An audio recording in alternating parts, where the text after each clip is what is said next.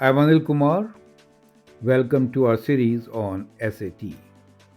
Our book, Rediscover Algebra and Geometry, now available on Amazon, has excellent practice questions. If x minus y plus xy equals to 0, find possible integer value of x squared plus y squared. Four options are given to you. In case you want to learn directly from me, feel free to send an email on globalmathinstitute@gmail.com. Let us see the technique to solve such a question. So we are given x minus y plus xy equals to 0. We need to find what is x squared plus y squared, right? Now the strategy is that we could kind of rearrange them. We can write like xy plus x minus y equals to 0. That really doesn't help. Now, even if you factor x from here, you get y plus 1. That gives you an idea that you could minus 1 both sides. So you see minus 1 equals to minus 1. We could do something like this. Now, how does that help?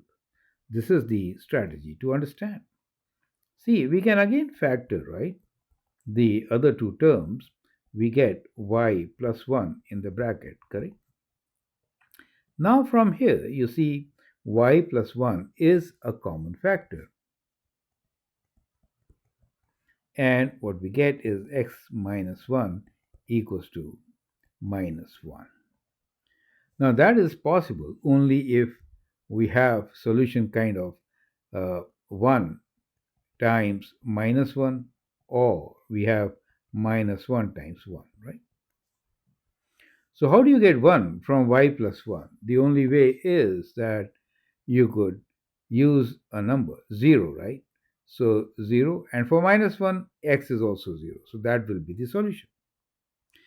For minus 1 and 1, minus 1 for y plus 1 will be, if I substitute here, minus 2, right? Then I get minus 1.